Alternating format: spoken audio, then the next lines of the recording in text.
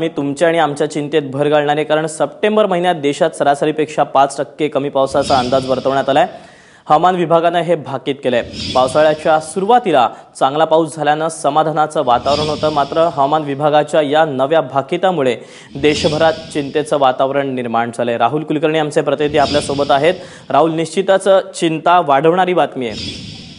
हो दीपक, कारण ज्या पद्धतीने सुरुवातीला अंदाज वर्तवण्यात आला होता की सामान्यापेक्षा 1 ते 5% दरम्यान अधिक चांगला पाऊस देशभरामध्ये पडेल, पण ते चित्र नाहीये। किमान महाराष्ट्रापुरतं जरी बघितलं तर गेली जवळपास 1.5 महिना झाला दीपक की कुठूनही, म्हणजे कालचा पूर्व विदर्भाचा जर भाग सोडला की पूर्व विदर्भामध्ये कालपासून पावसाला सुरुवात झालेली आहे, पण इतरत्र महाराष्ट्रामध्ये पाऊस जो काही गायब झालाय तो परतायचं नावच घेत नाही। आणि त्याचा परिणाम असा झाला की खरीपामध्ये ज्या पिकांची पेरणी झालेली होती ती पिकं आता माना टाकू लागली आहेत। म्हणजे मला तर लातूर जिल्ह्यापासून, सोलापूर पासून, अकोला, यवतमाळ पर्यंत अनेक ठिकाणातून शेतकरी फोन करून सांगतायत, त्यांचे व्हिडिओज पाठवतायत की जेव्हा सोयाबीनला प्रत्यक्ष फळधारणेची वेळ आलेली आहे, जे कमरेपर्यंत वाढलेलं सोयाबीन होतं त्या सोयाबीनला फळधारणा व्हायच्या वेळेलाच पाऊस गायब झाल्यामुळे अक्षरशः ट्रॅक्टर लावून, इतर अवजारं लावून आता शेतकऱ्यांना ही पिकं मोडण्याची वेळ आलेली आहे। मला चिंता वेगळीच आहे की मराठवाड्याचा जर फक्त विचार केला आपण तर मराठवाड्यातल्या 76 पैकी 11 तालुक्यामध्ये सरासरी एवढा पाऊस झालाय।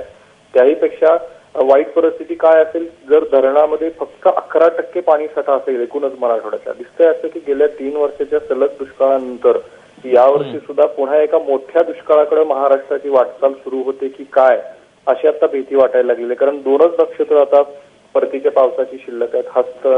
ह्या हस्त नक्षत्रामध्ये जर पाऊस झाला बऱ्यापैकी तरच काहीतरी उत्तर आणि हस्त नक्षत्रामध्ये तरच बऱ्यापैकी महाराष्ट्रामध्ये काहीतरी शेतकऱ्यांच्या हाताला लागेल। आणखी दुर्दैव असं आहे दीपक जाता मूग आणि उडीद जो काही थोडा बहुत आलेला होता त्याचे भाव ज्या पद्धतीने पडलेत ते पाहतात जे काही शेतकऱ्यांच्या पदरात पडायचं होतं तेही गेलेलं आहे आणि पाऊस गायब आहे। भयंकर आहे परिस्थिती, खूप चिंता वाढवणारी आहे दीपक। नक्कीच राहुल, धन्यवाद दिलेल्या सगळ्या सविस्तर माहितीबद्दल।